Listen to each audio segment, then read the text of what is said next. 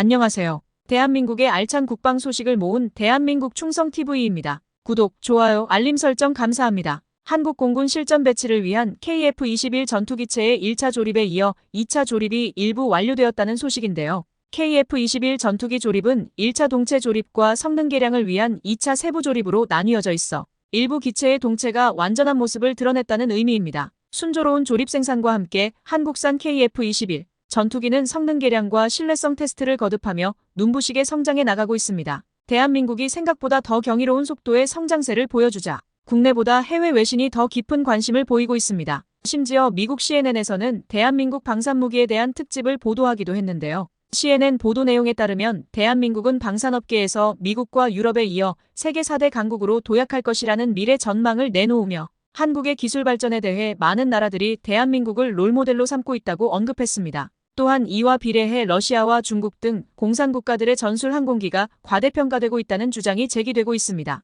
이와 대조적으로 대한민국의 방산업계는 머지않아 이들 국가를 넘어설 것으로 기대되고 있습니다. 이러한 주장은 대한민국이 첨단 전술 무기의 생산 분야에서 100년 이상의 역사를 가진 유럽 국가들을 최근 5년간의 수출 성장을 통해 신속히 따라잡고 있다는 사실을 시사합니다. 대한민국은 독자적으로 KF-21 전투기의 고성능 항공 엔진 제작 능력을 갖추는 등 상당한 기술적 진보를 이루었습니다. KF-21 전투기는 현재 6대의 시제기가 연속적인 비행 시험을 통해 이륙과 착륙의 원활함뿐만 아니라 엔진 성능을 검증하고 있습니다. 뿐만 아니라 고받음각에서의 공중급류 비행과 초기 구조, 건전성 시험을 포함한 5가지 주요 임무를 성공적으로 수행했습니다. 이 성과는 대한민국의 방산 기술력이 국제적으로 경쟁력을 갖추고 있음을 보여주며 국내 방산업계가 전술 항공기 분야에서 세계적인 선도자가 될 가능성을 높여주고 있습니다. 오늘 먼저 알아볼 뉴스는 CSIS 국제전략 싱크탱크로 널리 알려진 연구기관이 한국이 보유한 105mm 포탄을 우크라이나에 지원하고 대신 미국이 155mm 포탄으로 이를 보충해주는 교환 방식의 지원을 제안했습니다.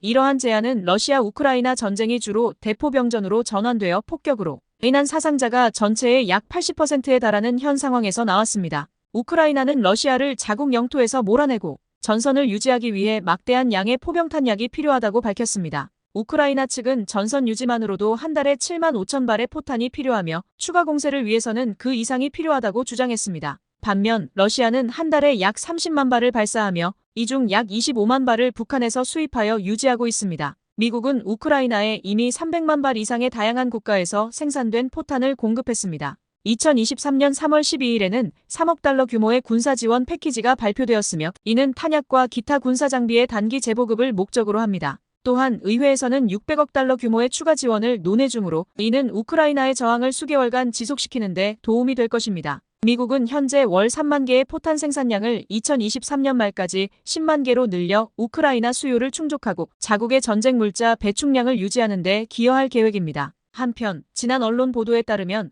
한국은 우크라이나 분쟁에 직접 개입하지 않는 상황에서 미국의 155mm 포탄 30만 발과 50만 발을 빌려주기로 합의했다고 합니다. 이 합의의 세부 사항은 아직 알려지지 않았지만 미국은 한국의 풍산과 한화에어로스페이스로부터 새로운 탄약을 구매하여 이를 반환할 수 있습니다. 이렇게 한국이 미국에 이전한 탄약은 2000년대 초에 종료된 미국의 전진기지 기반 재래식 무기 비축 프로그램인 WRS-AK의 일부였습니다. 2023년까지 한국은 WRS-AK 프로그램 하에 미국과의 협정을 통해 보유한 105mm 포탄을 유지해왔습니다. 그러나 한국은 자국의 안보 상황을 고려하여 추가적인 155mm 포탄의 판매를 자제할 것입니다. 한국과 우크라이나 모두 제한된 군수품 배축량과 생산 능력을 갖추고 있으며 적대적인 이웃국가에 맞서고 있습니다. 실제로 북한과의 재래식 충돌 시 한국은 일주일 이내에 군수품 부족에 직면할 수 있으며 연간 약 20만 발의 155mm 포탄을 생산합니다. 한국은 약 340만 발의 105mm 포탄을 보유하고 있으며 우크라이나에서 운영 중인 105mm 곡사포와 호환 가능합니다. 한국군의 105mm 곡사포 운영 비율은 30% 미만이며 대부분의 부대는 155mm 자주포로 전환 중입니다. 한국 국방부는 105mm 곡사포를 폐기할 계획이었으나 비축된 탄약을 활용하기 위해 차륜형 자주포를 개발했습니다. 또한 우크라이나 외무장관은 한국 정부의 패트리엇 방공미사일 지원을 요청했습니다. 우크라이나를 탄도미사일 공격으로부터 보호하는 데 필요한 비살상적 안보 지원으로 간주됩니다. 외무장관은 또한 우크라이나에 대한 지원이 전 세계적인 분쟁의 확산을 방지하고 특히 북한의 러시아 군사 지원을 고려할 때 한국의 전략적 안보 이익에 부합한다고 주장했습니다. 미 대선 이후 우크라이나 러시아 전쟁의 휴전 가능성이 제기되고 있으며 미국 대통령 선거 결과에 따라 전쟁의 미래가 달라질 수 있습니다. 이러한 국제적 상황 변화를 고려할 때 한국은 자국의 국익에 유리한 결정을 내려야 합니다. 105mm 포탄을 우크라이나에 지원하고 대신 미국으로부터 155mm 포탄을 받는 것이 단기적으로는 이익이 될 수 있지만 장기적인 국제관계와 안보 이익을 고려해 신중한 접근이 필요합니다.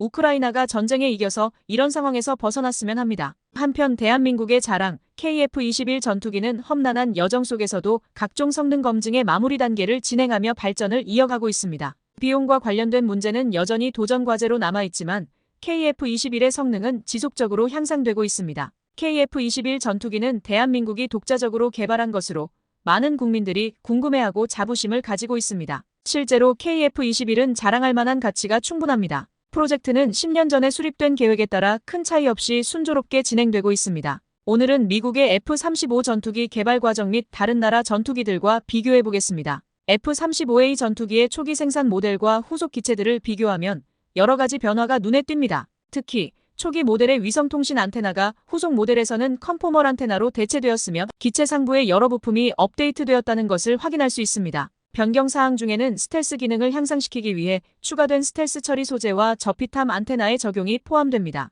이와 같은 개량을 통해 레이더에 대한 탐지 가능성이 크게 감소하였습니다. 미국은 세계에서 유일하게 스텔스 전투기를 대량 생산하는 국가로서 저피탐 안테나와 같은 첨단 기술을 적용하여 전투기의 성능을 지속적으로 개선하고 있습니다. 한국이 KF-21 전투기 개발 과정에서 바로 완벽한 스텔스 기능을 갖추지 못했다고 비판하는 것은 과도한 기대를 반영하는 것일 수 있습니다. 한국항공우주산업의 관계자는 KF-21이 향후 6세대 전투기 개발의 기반을 마련할 수 있도록 설계 단계부터 개선 가능성을 고려하여 개발되었다고 밝혔습니다. KF-21 전투기는 스텔스 기능 면에서도 성공을 거두었습니다. 레이더 반사 면적을 최소화하기 위해 평면적 동체 무장창과 같은 저피탐 형상 설계, 캐노피와 주익의 레이더파 흡수 재료의 적용, 그리고 적의 레이더 신호를 반사시키지 않기 위한 주파수 기술의 선택적 사용 등이 도입되었습니다. 국방부 관계자에 따르면 스텔스 기능을 위해 컨포멀 안테나뿐만 아니라 스텔스용 특수 도료의 무게를 최소화하면서 내구성과 저피탐 기능을 구현하는 데 상당한 기술적 진전이 있었다고 합니다. 컴퓨터 및 안테나 기술의 자체 개발을 통해 KF-21 전투기는 4.5세대 및 5세대 전투기를 넘어서 미래의 공중전을 지배할 것입니다. 대한민국의 KF-21 보람의 전투기 개발 계획은 스텔스 기능을 포함해 6세대 전투기까지 발전시킬 잠재력을 가지고 있음을 언급하고 있습니다. 이러한 발전 가능성은 기존 무기체계에서 사용되던 통신 장비를 스텔스 무기체계에 적합하도록 안테나 형상을 수정하여 사용할 수 있게 함으로써 KF-21이 5세대 스텔스기로 진화하는 데 기여합니다. 또한 무기체계 및 지휘통제체계와의 실시간 연동을 위한 통신 링크를 안정적으로 확보하는 것은 미래 무인 스텔스 6세대 전투기 개발의 핵심 요소로 지목되고 있습니다. 고도의 기술은 미국과 러시아 같은 선진국들이 이미 갖추고 있는 수준일 수 있지만 국방과학연구소는 이를 토대로 세계 최고의 스텔스 체계를 선도하겠다는 목표를 세우고 있으며 해당 기술이 이미 세계 정상급 수준에 도달했다고 자신하고 있습니다. 그럼에도 불구하고 KF-21 전투기에 대한 반대 의견은 여전히 존재합니다. 일부는 보람의 전투기가 완전한 스텔스기가 아니라는 이유로 현재의 KF-21 전투기 개발을 세금 낭비라고 주장하기도 합니다. 이런 비판에도 불구하고 한국은 이미 방산 분야와 반도체 기술 분야에서 세계 최고 수준의 기술을 보유하고 있으며 스텔스 전투기 개발 역량에 대한 기대감을 더욱 높아집니다. 현재 5세대 전투기를 넘어서는 개발 노력이 전 세계적으로 진행 중이며 일부 언론은 이미 6세대 전투기 개발을 시작한 국가들을 언급하며 한국의 개발 속도를 비판하기도 합니다. 그러나 KF-21 보람의 전투기는 다양한 고난을 극복하고 실제 생산에 적합한 성공적인 장비로 인정받고 있습니다. 과거 한국은 미국의 록히드 마틴으로부터 기술 이전을 약속받았으나 약속된 4대 핵심 기술 중 하나도 이전받지 못하는 어려움에 직면했습니다. 이는 KF-21 전투기 개발 계획이 심각한 위기에 처할 수 있음을 의미했습니다. 그러나 한국의 끈기와 포기하지 않는 정신으로 기술 국산화에 성공하며 이 위기를 극복했습니다. 최근 국방과학연구소는 KF-21 전투기에 적용될 새로운 기술을 자체 개발했다고 발표했습니다. 이 기술 덕분에 KF-21 전투기는 4.5세대를 넘어 6세대 전투기로 발전할 수 있는 기반을 마련했습니다. 한국항공우주산업은 이번 연구를 통해 2028년 이후 KF-21 보람의 전투기 시리즈의 장기 개발 계획을 수립하고 있으며 이는 우리 공군의 미래 요구사항을 충족시킬 것입니다. 중국과 일본은 이러한 발표의 실체에 대해 의문을 제기하고 있습니다. 하지만 한국 방산기업인 국방과학연구소와 하나시스템이 스텔스기에 적용 가능한 저피탐 소형 컨포멀 안테나 형상 기술을 자체 개발하는 데 성공했다고 공식 발표했습니다. 과거 미국을 비롯한 선진국들이 스텔스 컨포멀 안테나의 해외 수출을 제한했던 상황을 완전히 전환시킨 것입니다. 이번 자체 개발 성공으로 한국은 세계 전투기 시장에서 큰 변화를 일으켰습니다. 컨포멀 안테나를 기체 표면에 밀착시켜 만들면 적의 레이더파가 전투기 표면에 반사되어 돌아오는 것을 줄여 레이더 반사 면적을 대폭 감소시키고 스텔스 성능을 향상시킬 수 있습니다. 현재 5세대 전투기 중 실전 배치되고 양산까지 완료된 기종은 미국의 F-22 랩터가 유일합니다. 이러한 상황에서 KF-21 전투기의 발전은 한국의 방위산업과 전투기 기술 발전에 중요한 이정표를 제시하고 있습니다.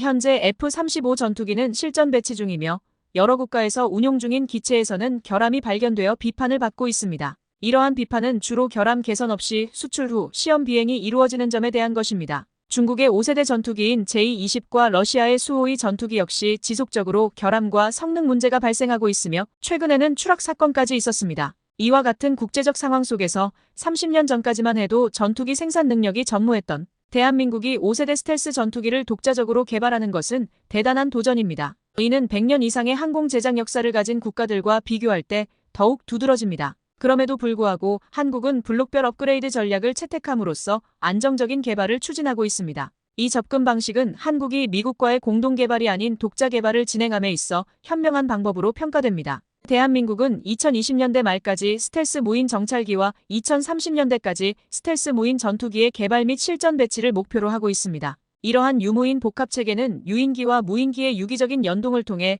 운영 효율성을 극대화하는 6세대 전투기의 핵심 시스템입니다. 스텔스 무인 정찰기의 효용성은 이미 러시아 우크라이나 전쟁에서 입증되었으며 차세대 전장에서 필수적인 무기체계로 인식되고 있습니다. 전 세계 여러 나라들도 스텔스 무인 전투기 개발에 큰 관심을 보이고 있습니다. 이 과정에서 대한민국이 자체 개발에 성공한 컨포멀 안테나의 중요성이 부각됩니다. 이 안테나 기술은 KF-21 전투기의 무인 운용 키트를 조종하는 데 있어 스텔스 상태에서의 통신 중계 기능에 핵심적인 역할을 합니다. 한국이 KF-21 보람의 전투기를 자체 개발하면서 이를 6세대급 전투기로 진화시키고자 하는 노력이 국제적으로 알려지자 일본 내에서조차 한국에 대한 기술적 우위를 인정하는 위기론이 제기되고 있습니다. 일본은 과거 2차 세계대전 당시 제로센 전투기의 개발로 기술적 우월성을 자부해왔으나 현대에 이르러 실질적인 차세대 전투기 개발에서 뚜렷한 성과를 보이지 못하고 있습니다. 특히 영국과의 차세대 전투기 공동 개발 사업이 높은 기체 단가와 기타 문제로 인해 무산될 위기에 처한 상황입니다.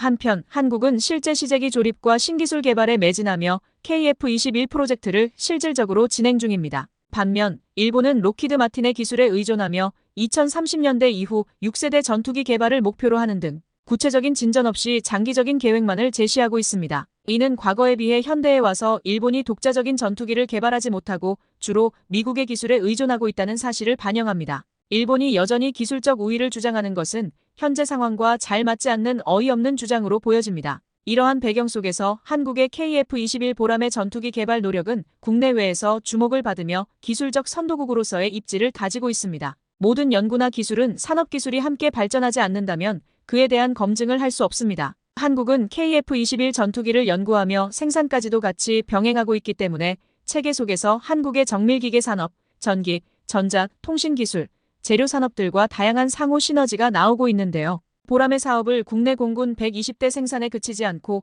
5세대를 넘어 6세대로의 후속 개량이나 신규 개발 프로젝트를 지속적으로 모색하면서 시장을 활로를 열어 인프라 등의 핵심 자산을 선순환시키려고 하고 있습니다. 심지어 한국은 비행 소프트웨어까지 개발하게 되며 KF-21 개량형을 더욱 발전시켜 나가고 있습니다. 계속해서 인도네시아 분담금 문제와 여러 가지 제약들이 존재합니다. 앞으로도 엔진 기술 실증과 공대지 미사일 등 넘어야 할 산이 많습니다. 그럼에도 KF-21 전투기가 여지껏과 같이 이러한 어려움을 헤쳐나갈 수 있도록 응원해야겠습니다. 지금까지 대한민국 충성TV였습니다. 구독, 좋아요, 알림 설정 해두시면 매일 신속하고 정확한 방산 소식 전달해드리겠습니다. 시청해주셔서 감사합니다.